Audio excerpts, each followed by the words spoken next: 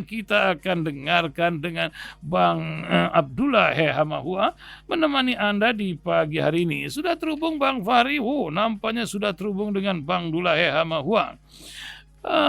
Kita akan sapa beliau dulu. Kita sudah terhubung dengan Bang Abdullah Hamahua. Assalamualaikum Bang Abdullah.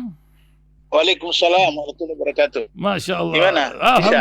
Bisa. Ya, pertama kita tanya ini sehat Bang Abdullah hari ini Bang? Alhamdulillah. Alhamdulillah. Itu yang penting Bang, karena ini ada warawiri kabar di salah satu calon presiden kurang sehat, tapi nampaknya dibantah hari ini ya. Bang Abdullah, ini banyak ini isu dari berbagai kisah ketika 19 hari menjelang pemilihan umum pemilu 14 Februari. Bagaimana Bang Abdullah lihat tentang perkembangan terakhir ketika ada oligarki yang mengatakan sudah 30% komunitas ini sudah mendukung salah satu paslon, juga dengan tentang salah kaprah tadi saya bacakan Siki ya, tentang pemihakan, membedakan antara seorang presiden pribadi dengan seorang presiden. Ini kan ada sumpah yang mengatakan netralitas kalau tidak salah. Apakah undang-undang ini di bawah sumpah awal atau macam mana? Juga tentang kisah lainnya, berbagai isu-isu yang berkembang akhir-akhir ini. Mungkin Bang Abdullah bisa membantu pendengar untuk memberikan pencerahan yang lebih jernih dari perjalanan seorang Abdullah Hamahua selama lebih dari 72 tahun ini. Silakan Bang Abdullah. Baik, terima kasih Mas Ihsan, para pendengar Radio Rasil yang insyaallah dirahmati Allah SWT pada Jumat pagi yang berkah ini. Pertama, kalau soal pemilu atau pilpres, ada cerita guyonan di medsos, bukan di Indonesia saja tapi di luar negeri. Kalau di Amerika itu pilpres, beberapa hari kemudian baru diketahui hasilnya. Kalau di Afrika bisa sampai 1 bulan. Kalau di Malaysia, pengalaman saya belasan tahun di sana, pagi hari pemilihan, malam hari jam-jam 10-11 sudah diketahui siapa Perdana Menteri yang baru. Tapi kalau di Indonesia, sebelum pemilu, pilpres sudah diketahui siapa presiden, siapa pemilih seperti itu. Itu hebatnya Indonesia seperti itu. Nah, jadi bagaimana kita lihat tentang apa yang dimaksud dengan surat Al-Baqarah 120, walan tarada akal yahud wal nasara hatta tabi millatahum. Ayat ini berkaitan dengan Yahudi internasional yang punya ambisi untuk menguasai dunia, dan itu bisa kita lihat bagaimana mereka hancur leburkan Gaza karena mereka ingin menjadi penguasa di dunia seperti itu. Sementara semua ideologi dunia, apakah Marx, apakah kapitalisme, semua berasal dari orang keturunan Yahudi seperti itu. Nah, oleh karena itu maka pilpres Indonesia, pemilu Indonesia tidak terlepas dari kaitan internasional.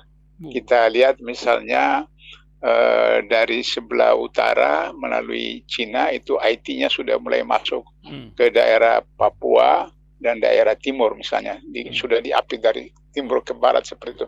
Jadi tetap mereka berkepentingan. Sebab apa? Karena seperti buku saya yang 2-3 bulan lalu, Orde Reformasi yang Tergadai, karena mereka sudah menguasai hampir 80% kekayaan negara ini, lahan-lahan dan seterusnya, sehingga mereka berkepentingan untuk tetap harus meneruskan kekuasaan melalui Jokowi seperti itu. Nah, sehingga dengan begitu maka kemudian kalau ada yang mengatakan bahwa 30% sudah di tangan untuk putaran, maka itu berarti bahwa apa yang disebutkan oleh medsos internasional itu sebelum pemilu, sebelum pilpres sudah diketahui siapa yang presiden, siapa yang partai, seperti itu. Satu. Yang kedua bahwa kita selama ini hanya dapat husnuzon, bersangka baik kepada semua orang. Sementara orang lain itu tidak bersikap husnuzon, berlaku baik kepada kita. Sehingga kita lihat bahwa bagaimana strategi-strategi yang dibuat itu melalui kebijakan-kebijakan, undang-undang, peraturan, sehingga kemudian ada pasal-pasal di dalam undang-undang pemilu, undang-undang pilpres dan partai politik yang diamandemen atau diubah, yang itu tanpa sepengetahuan masyarakat umum karena memang itu sengaja dibuat seperti itu. Jadi kalau misalnya kita lihat bahwa Jokowi beberapa waktu yang lalu itu di beberapa kesempatan dengan tegas mengatakan pejabat ASN, Polri, TNI tidak boleh memihak, harus netral dan seterusnya. Tapi baru kemarin atau kemarin dulu itu mengatakan presiden itu bisa memihak, bisa kampanye dan seterusnya. Nah ini yang kemudian kita lihat seperti yang sudah diprotes dari UII bahwa pasal 23 ayat 1 dan pasal 43 ayat 1 Undang-Undang HAM serta pasal 28 pasal 281 dan 34 Undang-Undang Pemilu itu membatasi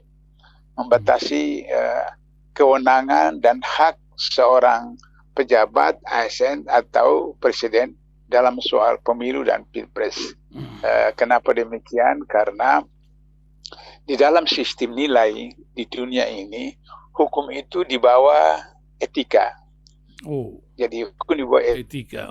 Misalnya begini, etika itu yang tinggi yang kemudian menurunkan hukum atau undang-undang atau peraturan dan seterusnya. Misalnya gini, saya mencuri atau membuat satu pelanggaran pidana, apa saja. Kemudian di pengadilan ternyata jaksa tidak bisa membuktikan bahwa saya mencuri atau membunuh. Maka kemudian saya bebas. Itu hukum. Tapi dari segi etika, segi nilai, nurani kita, bagaimana saya bisa bebas pelanggaran pidana yang dilakukan dan seterusnya seperti itu. Nah itulah yang terjadi dalam sejarah Islam. Ali bin Abi Thalib ketika jadi khalifah melaporkan kepada hakim bahwa baju besinya, baju perangnya itu dicuri oleh tetangganya yang orang Yahudi. Kemudian dibawa ke pengadilan. Kemudian hakim mengatakan, apakah saudara punya saksi Amirul Mukminin? Ali sebagai khalifah itu loh di depan pengadilan. Dia katakan, iya ada keluarga saya. Hakim nggak bisa, keluarga bisa jadi saksi seperti itu. Sehingga akhirnya kemudian Ali tidak bisa membuktikan bahwa baju perang itu milik dia dan tidak ada saksi yang menyaksikan bahwa pemuda orang Yahudi itu mengambil. Maka kemudian berdasarkan fakta di lapangan itu, hakim kemudian menjatuhkan hukuman bahwa Ali yang bersalah dan kemudian pemuda Yahudi itu yang benar. Ketika hal itu dijatuhkan dan Yahudi itu tahu bahwa ini adalah khalifah kepala negara dan dia ada rakyat biasa, maka kemudian bergerak nuraninya. Itulah yang disebut dengan etika. Akhirnya kemudian dia mengaku bahwa sebenarnya baju perang ini memang punya Ali dan seterusnya. Sehingga kemudian dia masuk Islam. Jadi di dalam Pancasila kita, kenapa sila pertama itu ketuhanan yang Maha Esa?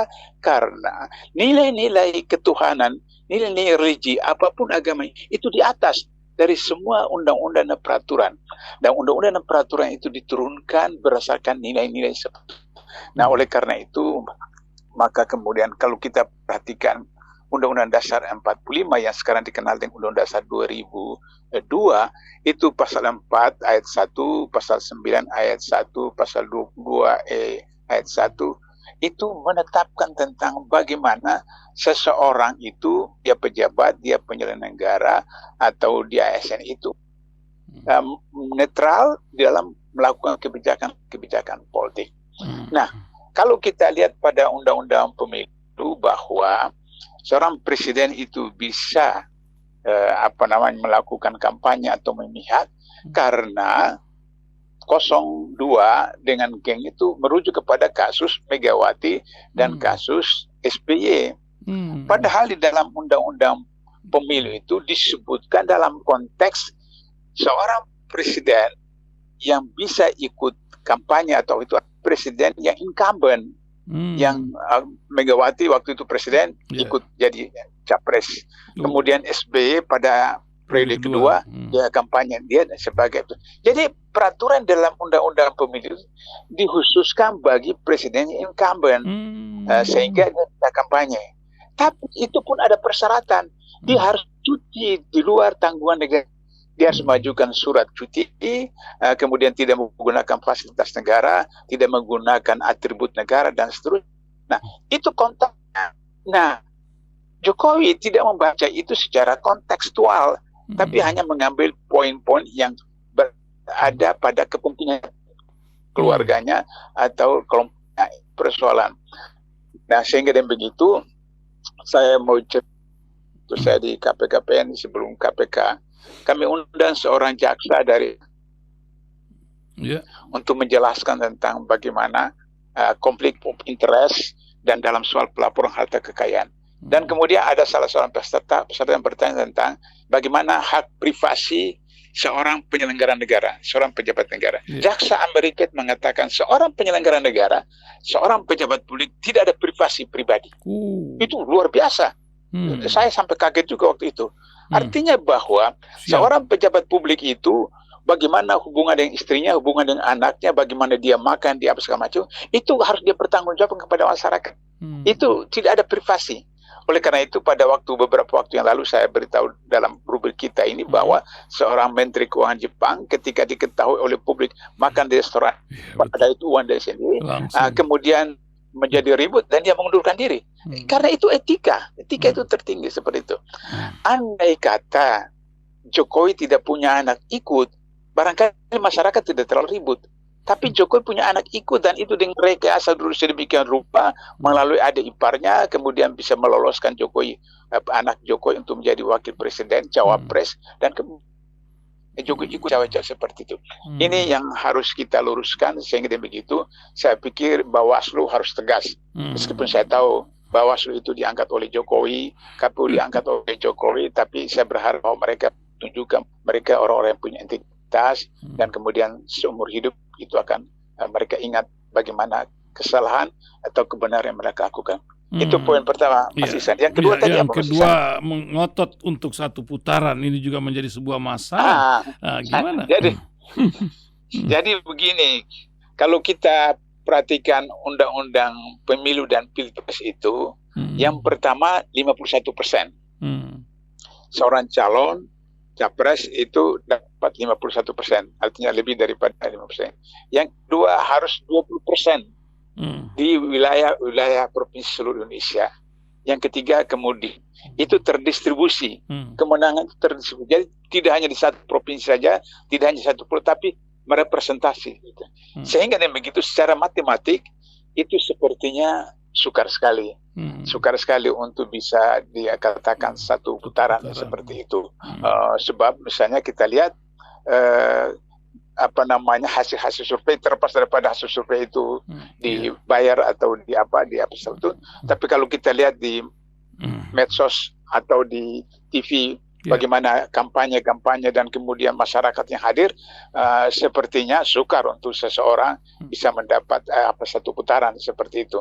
Nah, atau kalau memang itu satu putaran berarti itu sudah diskenariokan untuk kemudian dengan cara segala macam bansos, segala macam serangan fajar dan serangan duha, segala macam itu seperti itu. Nah, itu akan mengakibatkan terjadi perlawanan yang sebenarnya kita hindari, tapi itu akan terjadi. Artinya Jokowi akan mengundang dirinya sendiri terperangkap dalam satu jebakan yang beliau sendiri membuatnya untuk kemudian dilengsarkan oleh rakyat sebelum pemilu atau pilpres Oktober 2024.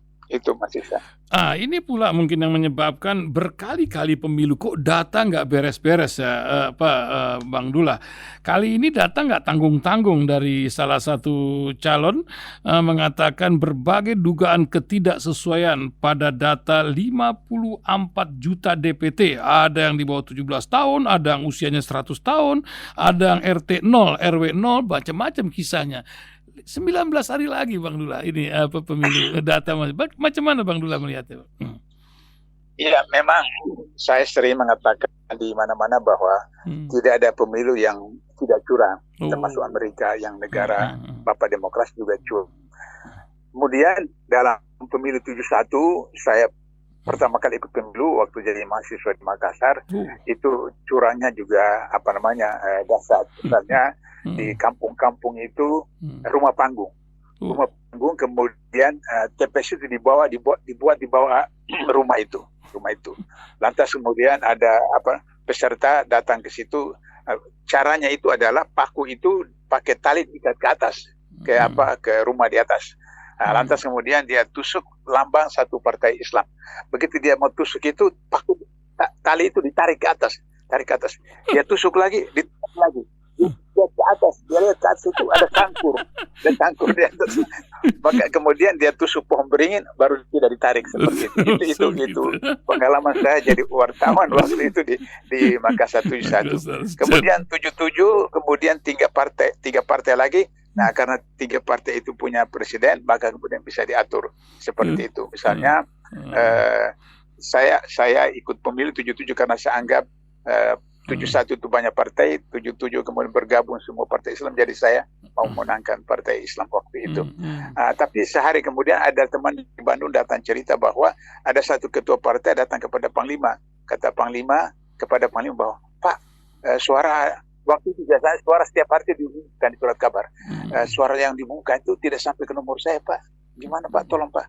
Panglima itu langsung telepon ke gubernur, beritahu bahwa besok suara yang diumumkan surat kabar harus sampai ke nomor ini. Sejak itu saya katakan saya mengharamkan diri saya untuk ikut pemilu seperti itu. Itu tahun 77. Nah, kemudian 99 setelah saya dari Malaysia, saya anggap ini reformasi, saya ikut lagi. Ternyata sama juga. Kemudian 2009, 2014, 2019 itu 800-an korban, kemudian banyak sekali PS 800-an, kemudian 9 orang yang kampanye di Bawaslu. Tapi Mas Ihsan, ternyata 2024 itu lebih dahsyat. Masya Allah. Lebih dahsyat. Lebih jahat daripada semua pemilu termasuk 2019. Lebih jahat lagi seperti ini. Karena betul-betul luar biasa ugal-ugalan. Coba, dalam masa kampanye sudah dipanggil ke Bawaslu bahwa kemudian membagi-bagi apa segala macam, dibilang tidak bicara kampanye apa.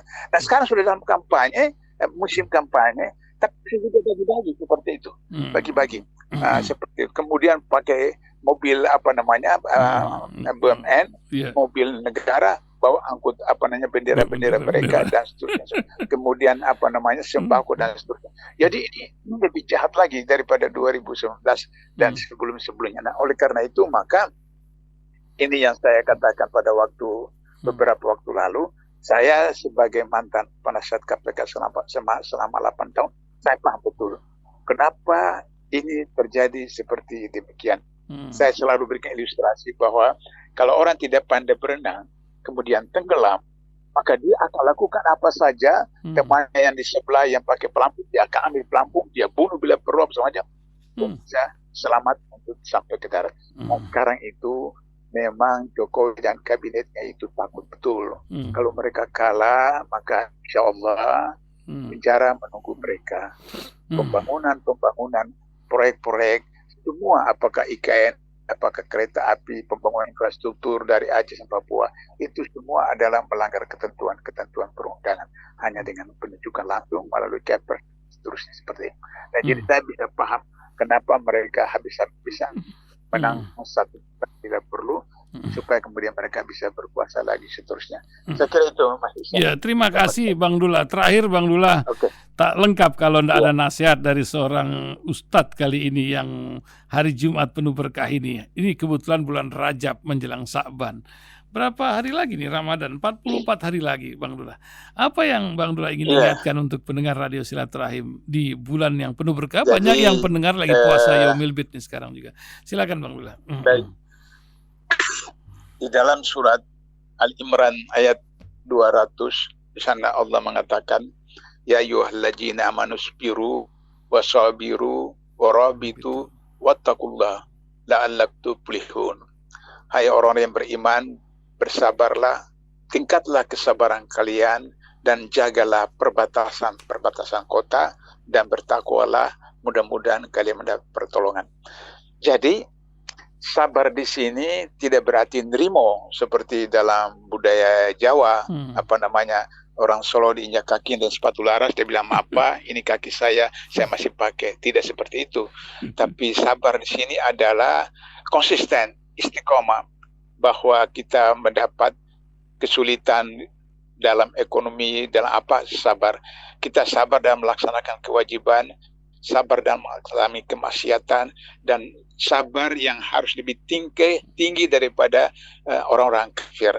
Nah, sehingga begitu kemudian kita menjaga perbatasan kota. Ayat ini tentang perang. Tapi kalau hari ini perang itu tidak hanya perang fisik seperti perang Badar, perang Uhud, perang Khandaq dan seterusnya, tapi juga perang ideologi, perang apa namanya, sosial, budaya dan seterusnya. Bagaimana kita jaga benteng-benteng rumah kita agar supaya anak istri kita tidak tergoda dengan sekularisme, tergoda dengan hedonisme dan seterusnya. Begitu juga kita di kantor, kita jaga bagaimana kantor kita tidak diproyok oleh koruptor dan seterusnya. Sampai negara dan bangsa seperti itu. Nah, oleh karena itu maka sabar, tingkatkan kesabaran sampai kemudian menjaga perbatasan keluarga kita, kampung kita dan seterusnya, maka kemudian sudah itu dilakukan semua itu, tapi dalam konteks bertakwa. Kata Umar bin Khattab bertanya kepada seorang sahabat, apa yang dimaksud dengan takwa? Kata sahabat, kalau Anda berjalan tempat yang ada duri, bagaimana caranya? Kata Umar bin Khattab, saya akan menghindari duri-duri itu. Itulah kurang lebih tentang takwa, dan demikian maka kemudian kita akan dapat pertolongan dari Allah.